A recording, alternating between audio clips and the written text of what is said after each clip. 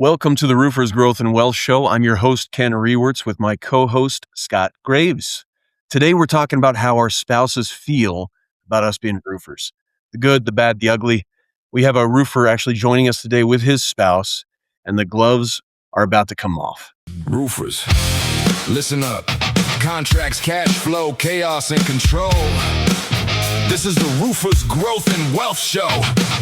Real talk, real numbers, real roofers getting rich. You're on the Roofers Growth and Wealth Show. Stacking skills, stacking deals, stacking dough. From shingles to scale, watch your empire grow. Welcome to the Roofers Growth and Wealth Show. Let's go. Randy Runyan is here with us again today. How you doing, Randy? Good to see you again, brother. How are you guys? Hey, Randy. Great. And he is our roofer, with us today. And Katelyn, his wife, this is the most exciting thing, is also joining us today. And really, we keep Randy around just because we like you, Katelyn. That's perfect. Yep. it works. Although Katelyn being on here kind of takes the aesthetic quality up like 6 or 7 notches. So that's always how it works. It'll be more. This will be a more listened to podcast because we're just going to put Katelyn's picture Definitely on the thumbnail. Do the thumbnail. Yeah, I love it. Good idea. So Randy's wife, Katelyn's here with us today. We're going to get her input, her feedback, her behind the scenes ideas and feelings on, owning a roofing business. She's the behind the scenes partner, as our wives usually are, and our spouses. And so we'd like to get your thoughts, Katelyn, on Randy, and don't hold back.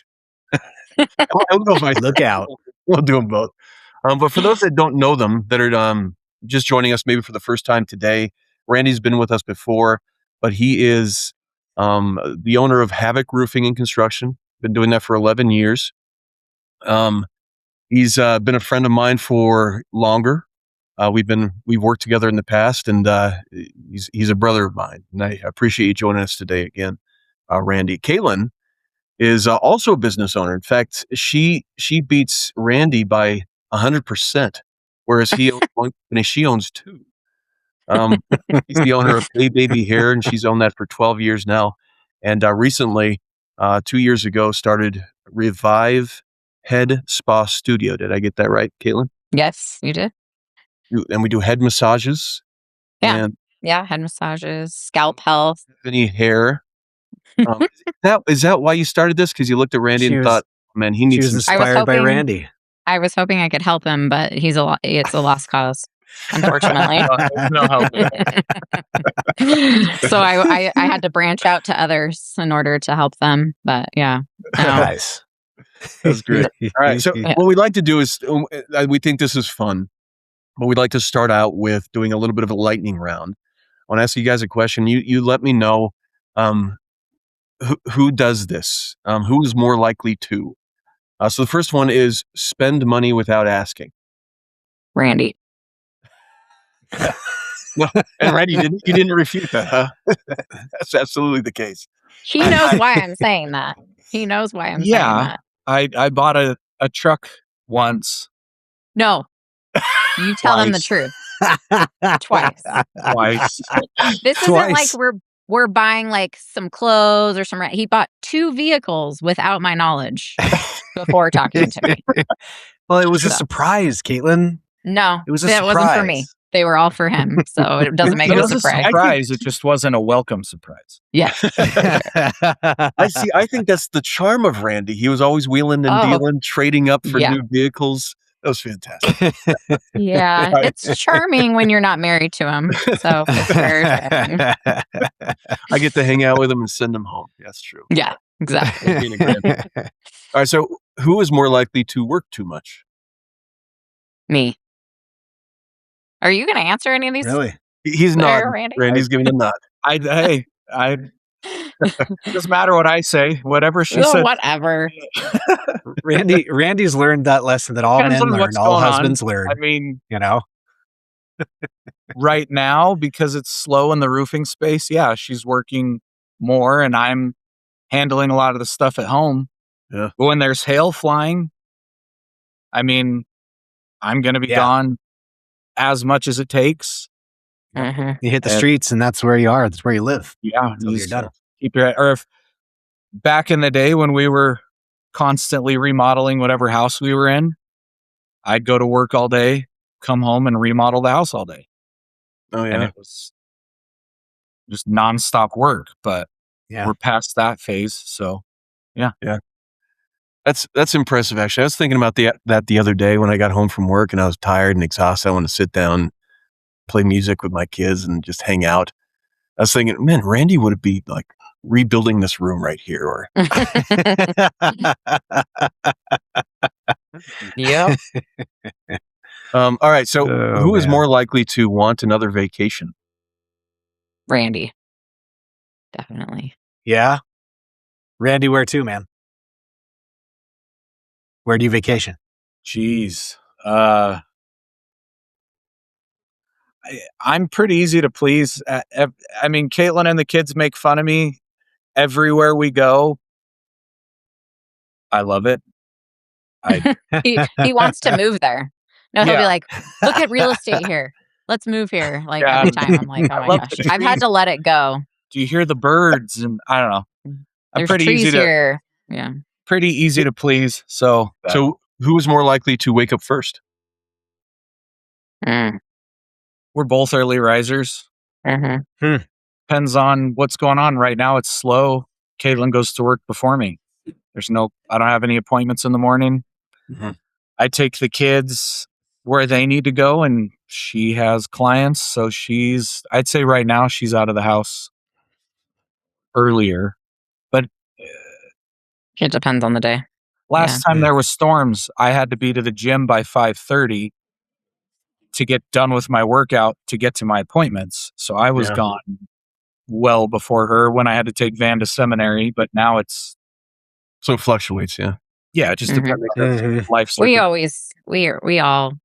Our whole family wakes up early. So we're just always busy. The Runyans are just like the super family. They do everything.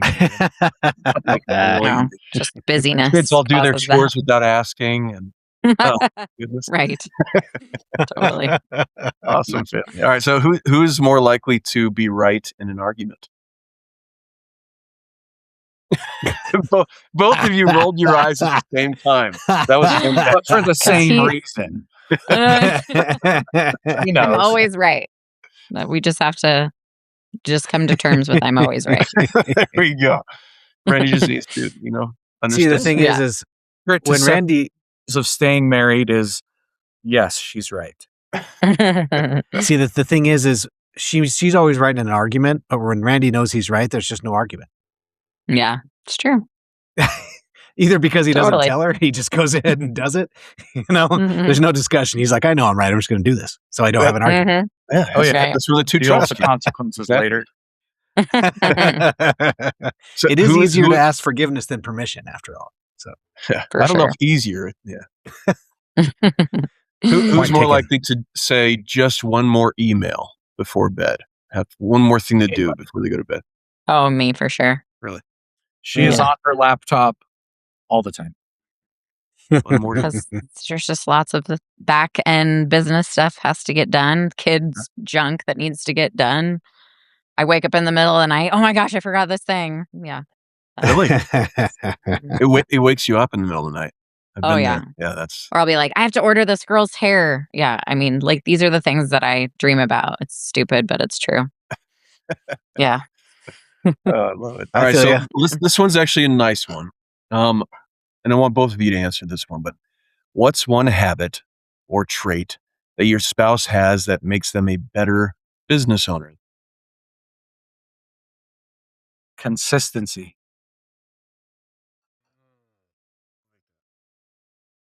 I would say like Randy has a confidence that I think makes him like some people tend to trust him quickly because of his confidence. Even when he sometimes doesn't really know the answer, he's pretty good at like projecting that confidence. Yeah. And so it's like if I refer him to my clients for, construction, roofing, whatever, more of the time, like they're like, oh yeah, like no brainer. Like they obviously have me to trust because they know me and they know I wouldn't recommend someone that, isn't great. And then he can like finish it off, I guess, if that makes sense. Like seal the deal. No, I completely know what you're sure. talking about there. Yeah, with Randy. It always drove me nuts, in fact. He just all the time. Really easy. So Randy, you said consistency, right? Yeah. What do you mean? I mean, there's a lot of adjectives that could align with just saying consistency when it comes to my wife, but with the consistency, I mean, reliability, the planning aspect, I'll get ideas in a business, I'll get started on it, and I'll let it go by the wayside. A lot of times it's because I've thought about it more. My ROI on that commitment isn't going to be worth it. If Katelyn says she's going to do something, she's going to see it all the way through. Even if she knows this probably isn't going to work, but I said I'm going to do it, I'm going to finish it. Just for the sake of finishing it. And I think, I mean, we've learned a lot about each other this year. I think that comes down to her childhood, per se, and having a lot of people around her that were not consistent. And she's going to be consistent. She's going to be there. She's going to do what she says, and she's going to finish it. That's all there is to it. That is a really high integrity, kind of statement. That's this is who she is. She made the commitment, and she's going to do it. That's awesome. It's pretty impressive. All right, tell us about life before business ownership. What did it look like for you guys? Oh, well, we didn't have a lot of money. We were going to decide how we're going to stretch $17 for them till my next paycheck. I mean, literally, I remember that being every week. It was like, all right, we have $17 and you don't get paid for 5 days. What are we going to do? I mean, all the time. But Katelyn was really good at stretching. Man, savvy. I tell people this all the time. Remember when coupon clipping was like this huge fad? Oh, yeah. Got so much stuff for free. $1. It blew my mind. Like even though we were stressed about money, we never didn't have what we needed. Ever. Like ever. It sucked because it was stressful hoping it was going to work week after week, but she made it work. So tell us the story then about getting into the roofing business. When that first happened, or the roofing construction, when that first happened, what did that look like? What were your thoughts and feelings at the time, Katelyn? Let's start with you. Do you remember the conversation? How'd that go down? I mean, correct me if I'm wrong, Randy, but around the time that I was finishing beauty school and assisting as a hairstylist, you had lost your job, and then we were living with your parents. Not yet. And then, we weren't then? No, not yet. Okay, we were gonna do that, I guess. And then... Oh, no. You're right. I lost my job while we were living with them, which was... Yeah. Because we went to live with them so I could finish school. Right. And then I was gonna like go off and start working. And I think you were like, what am I gonna do? And I was like, you're gonna have to, start something, right? Like we were trying to figure it out, and we were talking about it, and I just said, go for it. Is that how it went down? She was really my biggest push to do it. So Ken, you remember there was a severance package when Jones closed. Yeah. We were living with my parents at the time, and we had renters. Katelyn and I decided we could use the severance package as soon as the renters were kicked out. We're going to remodel the kitchen before we move in so we don't have to live in it. While all that's going on, I was interviewing for sales jobs because I had, 8 years experience at Jones, just graduated and got my degree done. I was referred to a whole bunch of places to get a job. And for the first time in my life, could not get a job. First time ever. I was the most qualified I had ever been. But then we finished the remodel. And I remember having people over and everybody, I didn't know you know how to do this. And everybody loved it. And I remember one night, Katelyn was like, you got to stop running from this. Like, it was my side hustle when we were at Jones. That's how another way we stayed afloat is I sell roofs or remodel a bathroom after work and on the weekends. And she was like, you know, you need to just do this. Like, you know what's funny about that is I remember those conversations, and I remember you telling me that I'm not getting into construction. I'm not doing that. Like you would say that, and in fact, you wanted to get into finance. Oh yeah, and you talking about that piqued my interest. That's what got me kind of on that path to get into finance. So, how did that switch happen? From I'm not doing it, never doing it, to Katelyn, was your statement of you're running from this, just do it? Did that flip the switch?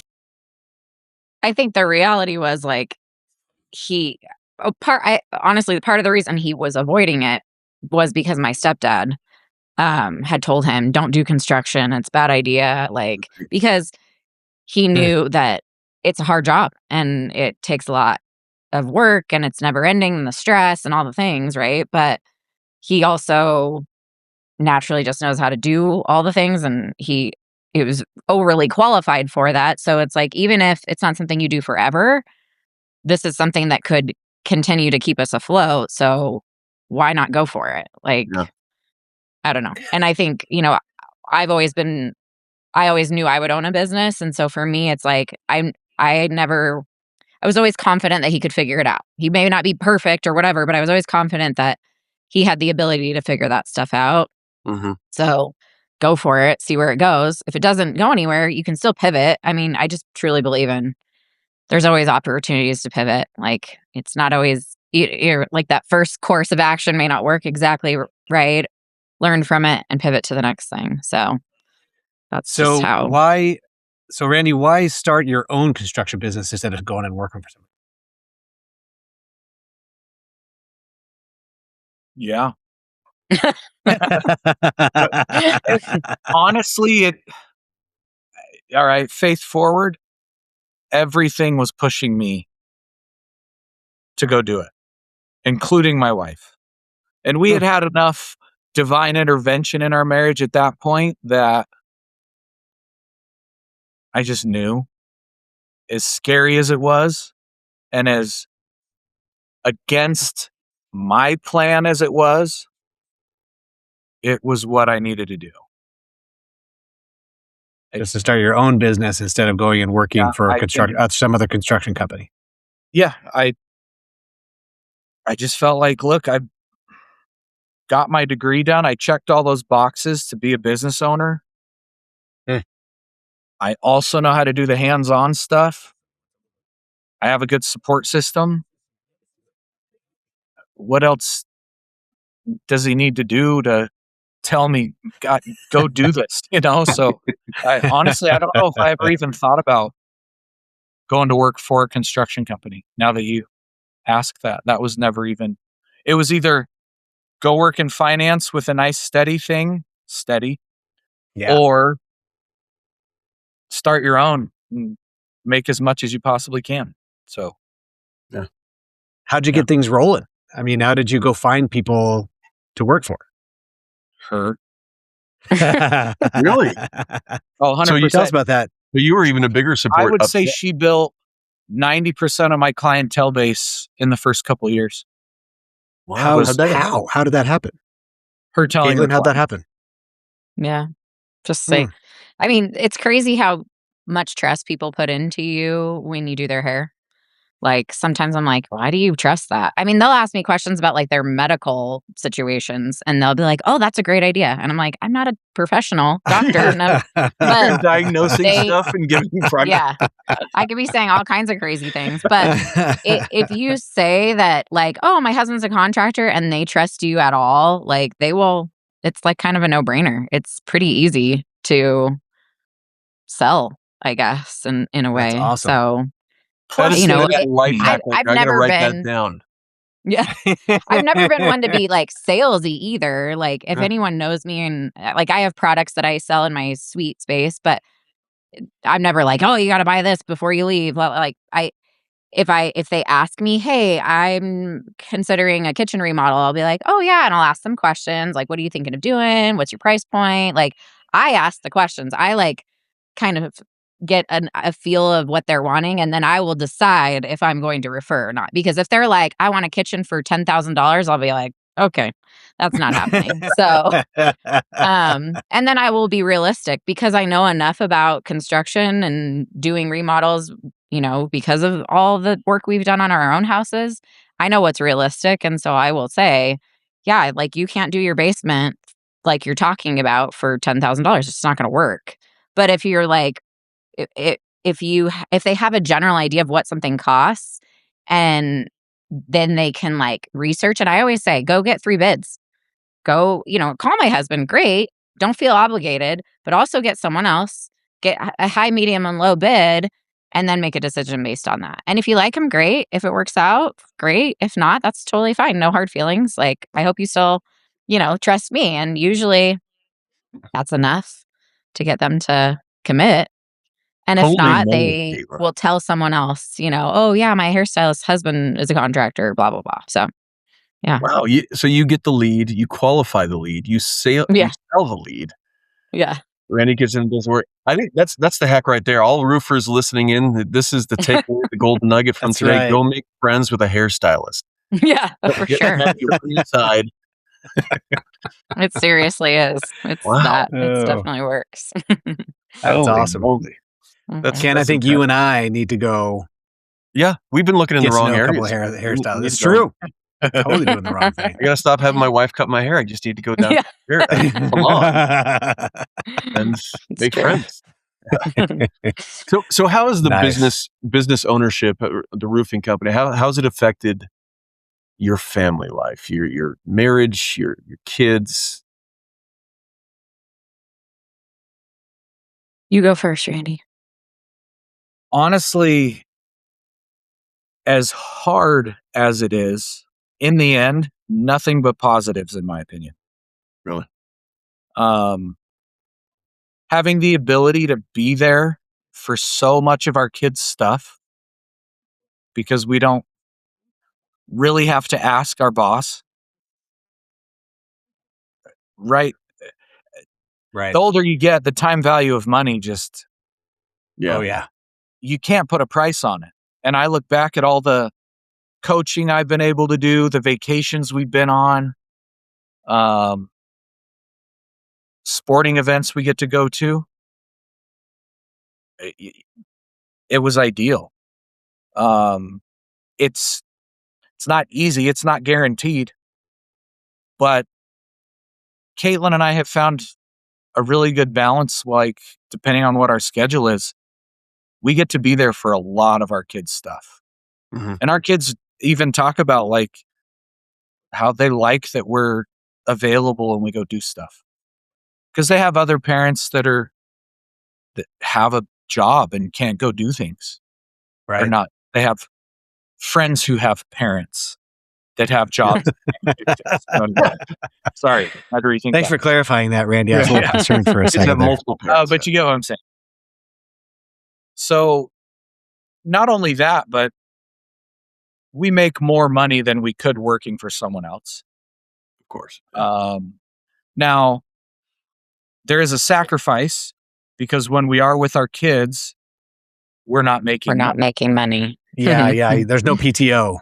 Yeah. When you're a business owner. I mean, we still make enough that we have that flexibility and we still get to go do things. Like, I mean, I think it's a balancing act. Like, I have to decide in my week if we're going to go on a vacation, if like, okay, am I going to stack myself at the front end to kill myself to make sure that that vacation is, paid for and worth it? So the word sacrifice comes into mind when we talk about this right away, because for me, there's a physical sacrifice, to make that financial choice to go somewhere, do something or whatever, not be available for people. I, I don't know. It's the good and the bad. But I also, he's right. Like, we wouldn't be able to go and do some of the things that we are able to do if we didn't have these types of jobs. It's like this. It's like the pros outweigh the cons, and the cons, like it's even. And sometimes it goes like this, and sometimes it goes like that. It just depends on what's going on.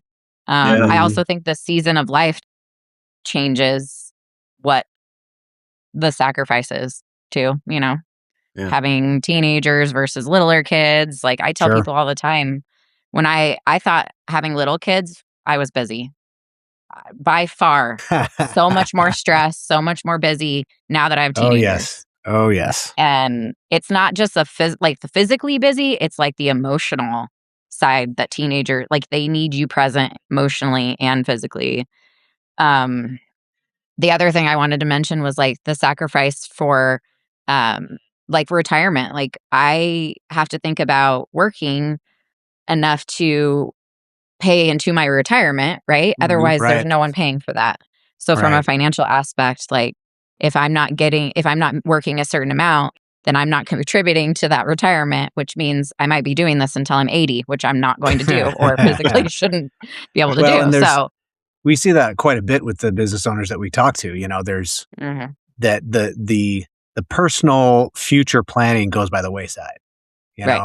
It's not just because it's not in front of them right now. There's the whole urgent and important grid. And the urgent always we call it the tyranny of the urgent, right? There's the urgent always is right there in front of you and it has to get taken care of. Whereas there are some things that are important and not urgent, like planning for the future, that kind of gets set by the wayside. So having a plan and following it is crucial, to making sure that you don't forget those things, so that you don't, you get to age 70 and you don't have anything. Not prepared. So right. You guys have a unique position where you're both business owners and you both think like business owners, which is rare. That's a unique thing. I mean, a lot of times you'll see one spouse is a business owner and they often are thinking in terms of ROI and everything, cost benefit analysis. Where should I put this dollar? Does it go back in my business? Does it go to my house? Yada, yada, yada. Right. Whereas the spouses, their whole life is the home and the family. So they're looking at, bring that money back home, give it all to me. And we need to put it into our family, to retirement, to kids, to whatever it is. How do you guys balance that? What balance have you struck with this needs to go to the business, this needs to come to the house, or to the home, the family? Have you decided that? Balance is a very, we're still looking for that balance. Let's put it that way. We've learned a lot about what doesn't work. I think 90% of being a business owner is just figuring out what doesn't work.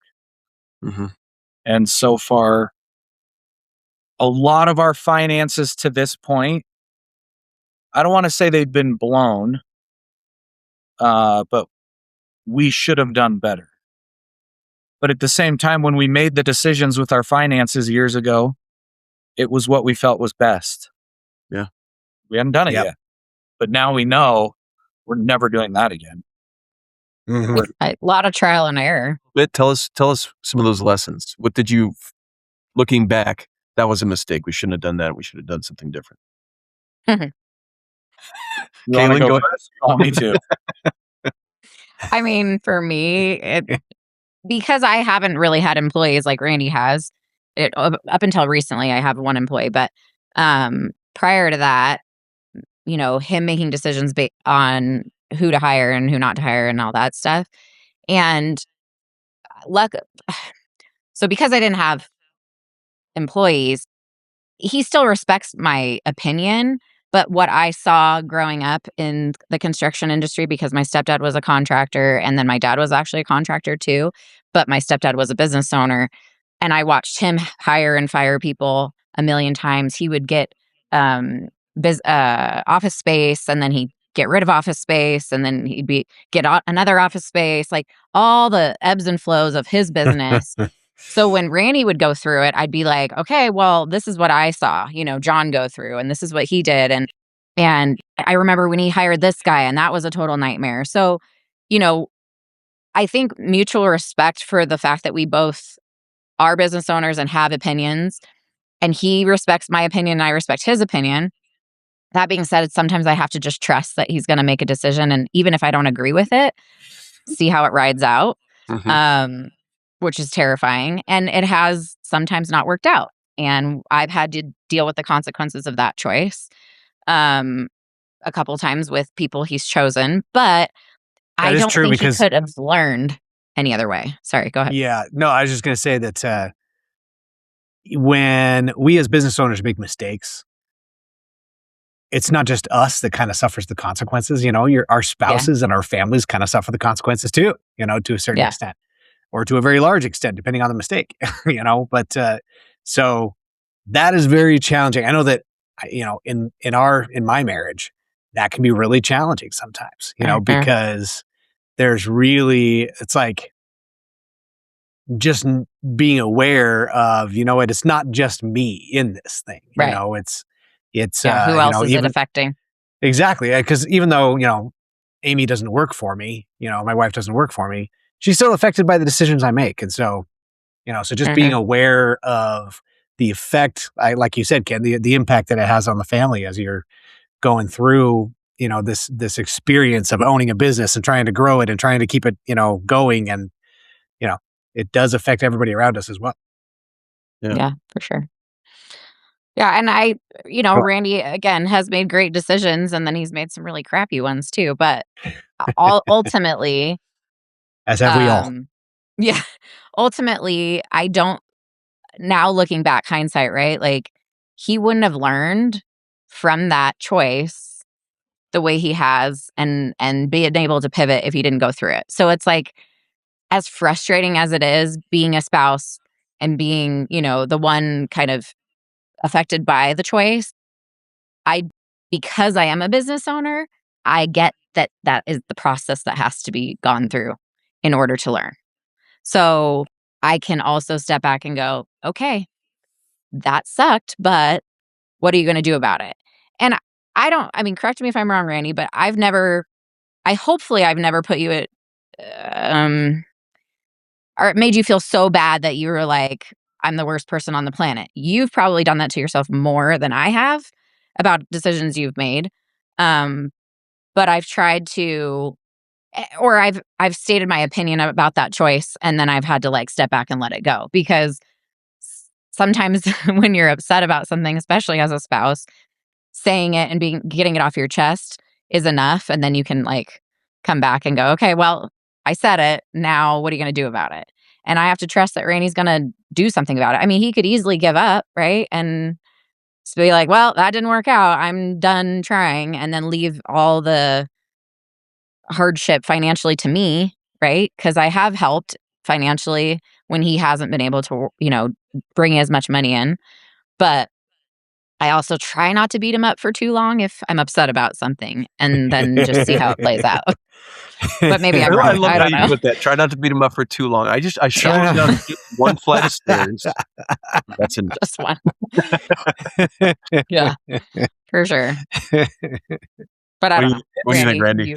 It's worked out so far as at the way it's supposed to. I can't honestly say that I've ever felt like she's been hard on me or blamed me. She has called me out though, which is good, because I see a lot of my friends in the space that don't have a wife that they might support them, but they almost support them to a fault. It's more like whatever he says, he has to deal with it. That's not support. Right. That's interesting. That's a good comment. That's just brushing it off and letting him deal with all the consequences. They feel supportive because they never say no to anything, but really they're just making their life easy. They don't have any buy-in, tie. You can't blame them for anything because they said yes to everything. Well, you're the one that made the decision. It's on you. Whereas Katelyn gives me honest feedback and challenges me and really makes me think. And as we've gone further along, I do listen a lot more now than I did at the beginning. Because right, there are things that, yep, you were right. I'm going to really listen on this one and not be stubborn. So it's all for the better in the end. I've had to go to counseling to learn how to take constructive criticism better. Because it's easy to feel blamed or feel like I'm just doing everything wrong. It's not that I'm doing things wrong. It's that I'm not listening to people that are giving me good advice either, And so it's humbling, but it's made me better. And I think same with Katelyn. For a few years, I would go through things before her. So she got to learn from my mistakes. But then there's also some mistakes she's made that she has to learn from as well. And it can be even though we're laying right next to each other, it can be pretty lonely. No matter what they say, it's for sure hard. So yeah, man, that's tough. It's there's a lot of mistakes we go through, and it is interesting though how we look back over our lives as business owners, and the road is paved with mistakes and bad decisions and screw ups, and almost completely paved by that. And you wonder, how on earth did I progress? Like how am I better off today than I was back then with all the mistakes that I've made? It just goes to show you. I mean, these mistakes build us, like you're saying, Katelyn. We got to have those mistakes because we should look back on that with gratitude. Right? I'm grateful that I screwed up. I'm grateful that I made those bad decisions because look at the lessons it taught me. For sure. Yep. Agreed. Awesome. That was great. So great how thought. do you kind of the last couple questions here? I know there's a lot of ebb and flow in the roofing business, the construction business, especially roofing. When the hail doesn't fly, you don't have a lot of business, especially in Colorado and certain other states. So when there's big downswings like that, how do you guys handle that? How do you weather that storm? Or lack of storm, I guess, in this case. But yeah. I mean, Randy starts selling stuff. I know he does that. He starts finding things to sell in his garage.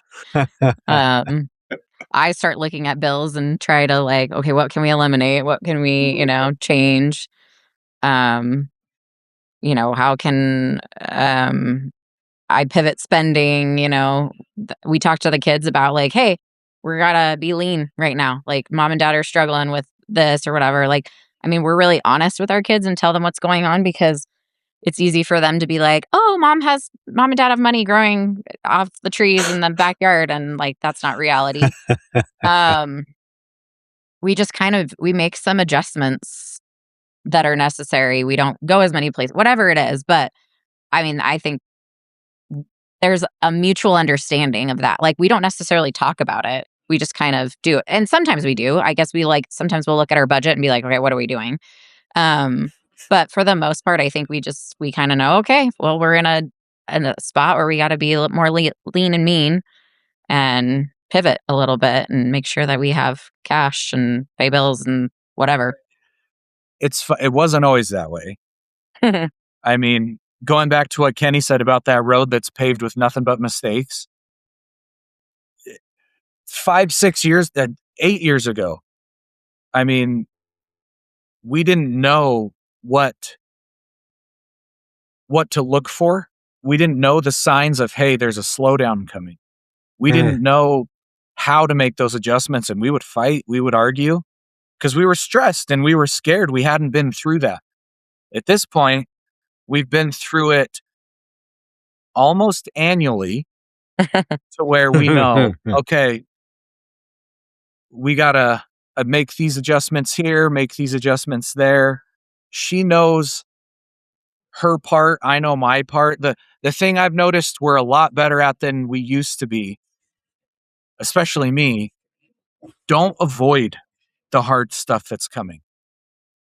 Don't think by not talking about it and not addressing it, it's just going to go away. Get ahead of it.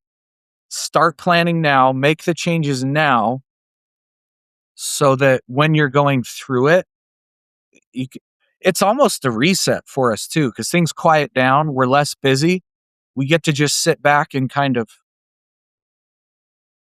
watch our plan get us through the hard time, But that took years of struggle to even get to where we're at now, and we're still not perfect at it. Does that make sense? Yeah. No, that's great. We both know what steps to take to get through the hard stuff. But I think go ahead. I was going to say, but in the back of our heads, I think Katelyn would admit there's still that fear that we're missing something. Always. It's being a business owner. It's always like, oh, but what if this, and this, and I'm sunk at that. I don't think that ever goes away, but you do learn how to trust the process, quiet that down, trust each other, and we're going to get through. And not make decisions based on fear. Make decisions like less anxious decisions, I guess, kind of. Yeah. But it is I think cool seeing how we tell our kids what's going on, because they can feel our stress. They know we're not in a good spot, but we tell them what's going on, and all of a sudden they're thrifting. They're saying no to going out. No, we don't need to, guys. Let's just stay at home. Like they say it all the time, and we're like, whoa, okay. So, sorry, Kate, go ahead. I keep cutting everyone. I think for me and Amy, when we go through like the downswings, especially early on, were super stressful, and even though I'm in finance, I'm not in construction or roofing, there were still the swings up and down. It happens for every business owner, right? But I think what helped us is to go through those downswings and then come back out the other side, and to see yourself come back out the other side multiple times kind of gives you some confidence between the two of you to be like, okay, we've been through this before. We know that it's super stressful and freaky, but we also know that there's an end. We're gonna come out of it, and so it's like it's not quite so scary knowing that there's an end to it, and that eventually, hopefully not too long, because the longer you go through that, the more stress, the more you kind of wonder, are we coming out of the backside of this or not? But having gone through it a few times, going through those ups and downs a few times gives you confidence that, okay, yes, this is freaky, this is stressful, but there is an end to the tunnel, and we're gonna come out the other side and be okay. It does build those calluses, doesn't it? I was doing some research on baseball recently because I'll wake up also in the middle of the night, Katelyn, but oftentimes the question in my mind, and then I have to research it or I can't sleep. So this was, when did we start wearing baseball helmets? I know this is weird. I know, I get it, but I was like, when did that happen? Did some research on that. Very random, but it's interesting. We get hit in the head with fastballs that are getting faster and faster enough times. We start to go, I think I'm going to wear a shield on my head. And we do that in our lives, don't we? As we go through these, and you said annually, Randy, we go through these ebbs and flows, and with enough ebbs, we start to go, you know what? Maybe I'm going to put something in place that can make that ebb a little bit easier to weather, to get through. And we start to put those shields in place. We start to put those plans in place, or else we're just doomed to repeat it. Yeah, like that. For sure. Okay, last question, guys. So looking at the future, what does the future look like for your business ownership? Is it going to be a multi-conglomerate, beauty bay, or sorry, not beauty bay. What was it called again? What's the name of the company? Hey Baby Hair. Yeah. Or Scott or Randy, is it going to be a multi-state large roofing company, Havoc Roofing? What is that?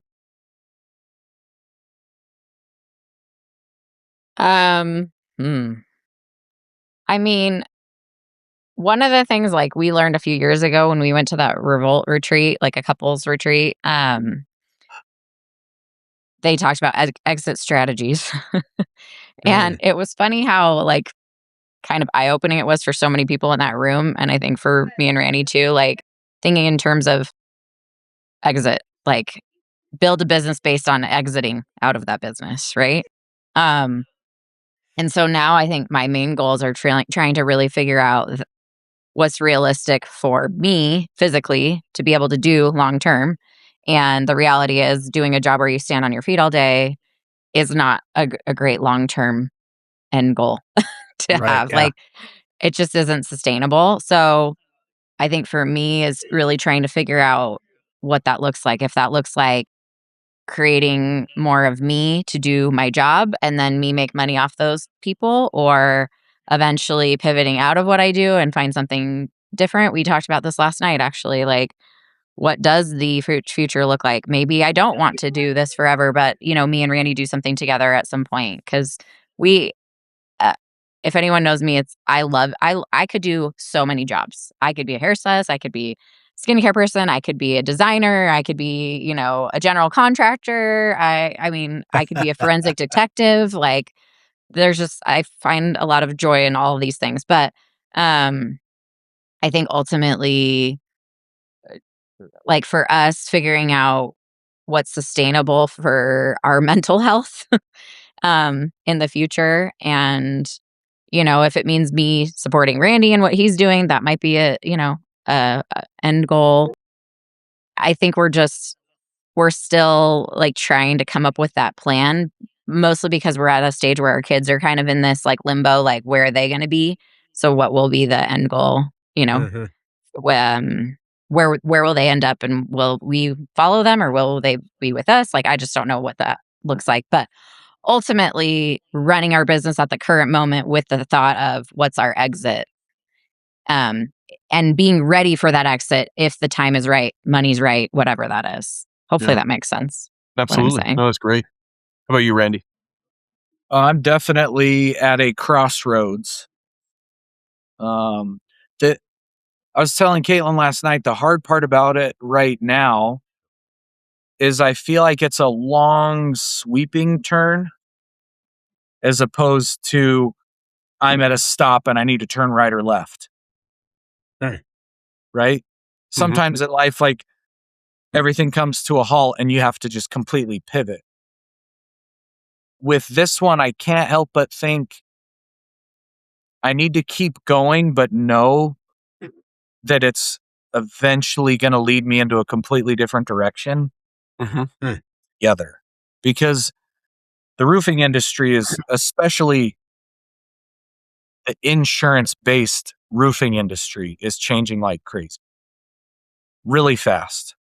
To the point that I don't see a future in relying on insurance money and chasing storms, unless you are a part of the Walmart-sized roofing companies that are in bed with private equity and insurance and. It's going to be basically insurance companies gobbling up roofing companies and bringing them in-house, and that's all there is to it. And then you're going to be working a 9-to-5 job at that point. There'll be no such thing as small business ownership in that space. In Colorado, there's no retail roofing.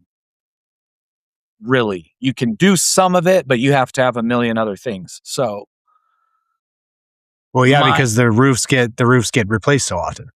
Yeah. They're going to get replaced every 5 to 10 years by insurance anyway. Right. So you can't. Very few people are like, "Yep, my roof's 40 years old. I need a new roof." It's so rare. Yeah. It happens, but not enough that there's enough of a market that you can make a business on just that. So, right. I'll get back into the GC thing. But like Katelyn said, I have to grow beyond people calling and asking for Randy. Just like Katelyn needs to grow beyond being the only one that can cut their hair. Right. It's just not one, it's not where we want to be. Mm-hmm. Whether it's sustainable or it's not what we want. We want something different. But the reason I think it's a long, slow curve is our daughter has about 4 years left of high school before we are pseudo empty nesters. But we're only going to be like 45, 46. So we still have a whole nother lifetime to work and make money before retirement is really necessary. So, so get through these next 4 to 5 years, make some strategic changes, and then spend the latter part of our career focused on, two things: retirement and being around our kids. That's it. Yeah. We've got to position ourselves to be ready for that. So awesome. Great, guys. I appreciate your time. Katelyn, Randy, you guys have been awesome. great. Amazing. It's really cool to hear the inside track on this. And it didn't get as didn't get as bloody as we thought. I was kind of hoping, we'd see more blood and more spit fly. Give us more time, I'm sure. Well, there's a reason why we have you in 2 different rooms, just to be sure. You guys getting at each other. But thanks to our listeners as well for joining us. And don't forget to like and subscribe. As always, it helps the algorithm, helps us get out to more and more people. We appreciate that. So, and to everybody, remember to build it, to use it. Until next time. The information provided here is for general informational purposes only and should not be considered an individualized recommendation or personalized investment advice. The investment strategies mentioned here may not be suitable for everyone. Each investor needs to review an investment strategy for his or her own particular situation before making any investment decisions. Investment advisory represented above and investment advisory services through Portside Wealth Group LLC and SEC Registered Investment Advisor. Portside Wealth Group LLC and their representatives do not provide tax or legal advice. Each firm only transacts business in states where it is properly registered or excluded or exempted from registration requirements. SEC registration does not constitute an endorsement of the firm by the Commission, nor does it indicate that the advisor referenced in this disclosure has obtained a particular level of skill or ability.